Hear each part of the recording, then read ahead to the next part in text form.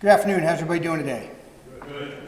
So I will tell you it's a great privilege to be here today, and not just speaking here to the Small Business Alliance, but also to have this opportunity to continue to serve Fort Knox and continue to serve this community. My wife and I were 2 years ago decided that we would retire here and figure out what we would do for work. And I will tell you, every day I am grateful to have the opportunity to serve this great community and the great post of Fort Knox. So today I want to tell you a little bit about Fort Knox. I'll tell you a little bit about KRDA and some things that are coming up, and I'll try to do it relatively quickly. So, well, there's other things we have to get through today too. So you know, well, I won't get, no jokes. I'll just get right down to it. So again, this is really a wonderful community. And my wife and I really enjoyed serving at Fort Knox when we were here as Brigade Command, and we were excited to come back. We were away for 3 years to the Joint Staff, and it was really nice to come back to Recruiting Command and HRC, but to the community that we knew and liked so much. But I want to tell you that I'm not sure that a lot of folks in the area know what a gem Fort Knox truly is.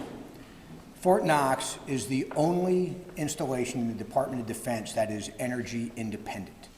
It has the ability to make its own energy, to be self-sufficient for a time without replenishment, and with replenishment could be energy self-sufficient indefinitely. Has over 100,000 acres of training area. 55,000 of that is in impact zone and impact area, and 45,000 maneuver acres with zero environmental restrictions.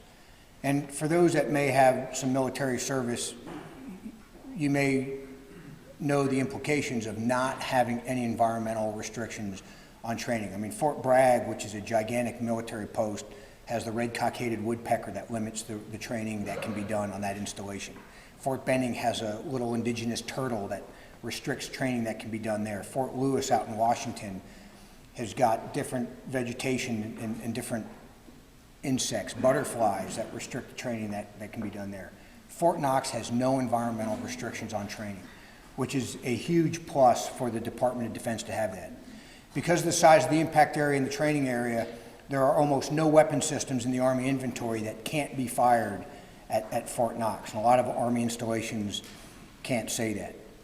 Fort Knox, for the size of the population, or for the size of the installation, has 8 general officer commands on the installation, many with worldwide responsibilities. Human Resources Command and Recruiting Command, worldwide responsibilities. First TSC, worldwide responsibility.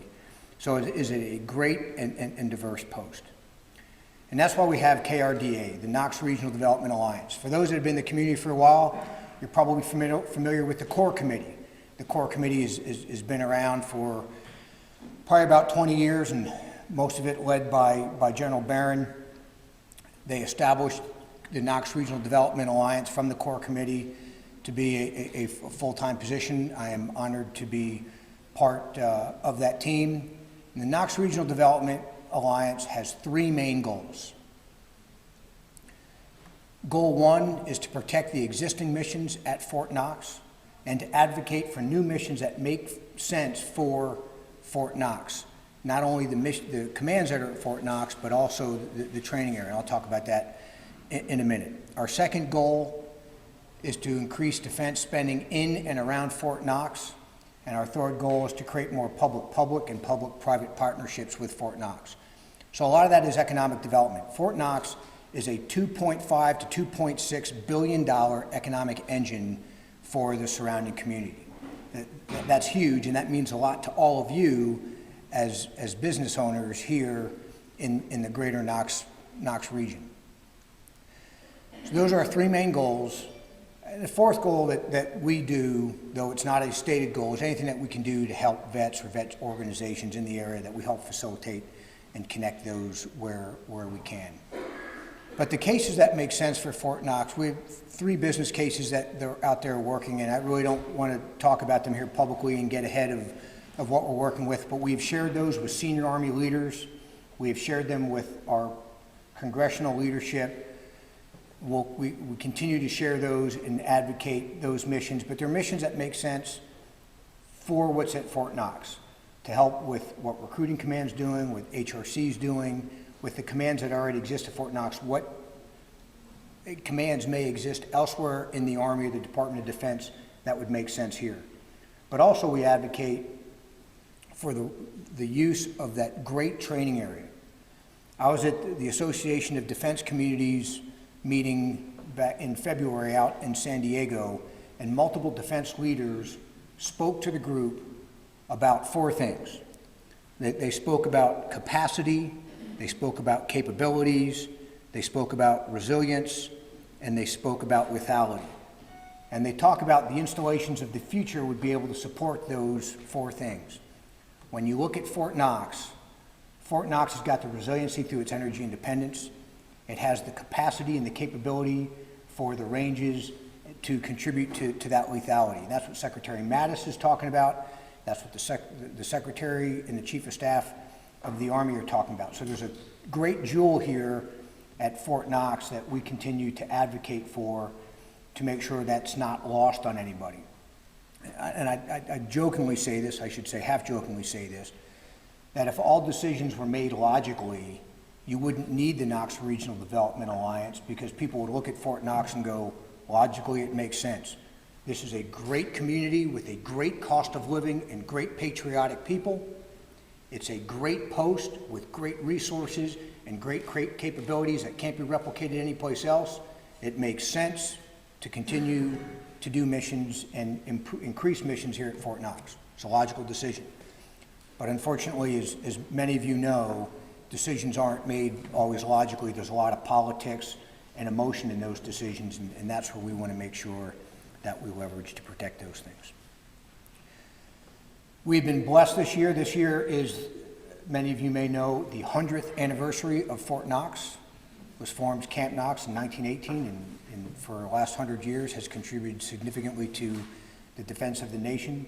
But what you may not know is that the Association of Defense Communities has named the Fort Knox and the greater Fort Knox region a great American defense community, one of only 5 in the country to be so honored in 2018. And so it's great to have that recognition. It's great to have that at our centennial events with Fort Knox. And we are looking at doing some partnerships with Fort Knox to represent that. I don't know if you've seen the photograph of Fort Knox from 1918 with all the soldiers, but we are working with Fort Knox to have the soldiers and civilians that work at Fort Knox now and the community members from off post replicate that photo 100 years later. And we're working with Fort Knox to do that. We hope to do that in May, but depending on what's going on with Fort Knox and missions at Fort Knox and their capability to do that, it might get pushed later in the year, but we're hoping to do that. Some other events that we're working, we have a luncheon for our investors. KRDA is a 501c3, a public-private 501c3, and so we have a special luncheon for our investors that's coming up in April. We're planning a trip to DC to see senior Army leaders and our political leadership later in April, and of course the centennial photograph I talked to you about. But what all that means to you is the Knox Regional Development Alliance is here to advocate to protect Fort Knox, to protect the economic impact of Fort Knox. As you know, there's a lot of other economic development organizations in the region, but not one that is solely focused on Fort Knox, and that's what we do. And as I go around and talk to our investors, many of them business leaders and community leaders in the greater Knox region, success means different things to different people depending on what your business is, but a strong and vibrant Fort Knox is the common denominator for every business and every community, and I think we have that now. I think we'll have that in the future. As you may know, there is no BRAC scheduled for 18. I don't believe there'll be a BRAC scheduled in 19 after that. I don't know, but BRAC to me is not a dirty word. I think Fort Knox would come out well in a BRAC based on all those things I talked about, the great capacity, capability, and resilience and energy independence that Fort Knox has, I think will do us well if a BRAC were to come. That's all the formal comments that I have. I open up if there's any questions that anybody wants to ask. Thank you, General, for your service to our country and now to our local economic development. We appreciate all that you do for us. At this point, I would like to let you know that we have the Treasurer's Report available on the back table. We're not going to go over that in the meeting today. And at this time, I'd like to call Selena Hudson to the podium.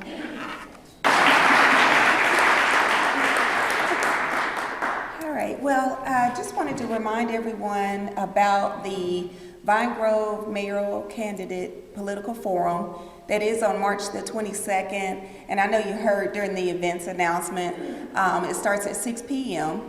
And this candidate forum will not be like any other that we've had in the past. There will be no opening statements from the candidates. You will receive a form or a booklet when you come in, and we will jump right in. We're going to jump right into the questions, so please be prompt. We'll start on time, and we want to find out what these candidates have in mind for Vine Grove, for our city of Vine Grove. So thank you so much. And our next RSBA luncheon will be on April the 10th, and we look forward to seeing you then. Thank you. Please feel free to stay, hang around, and get to know each other, network.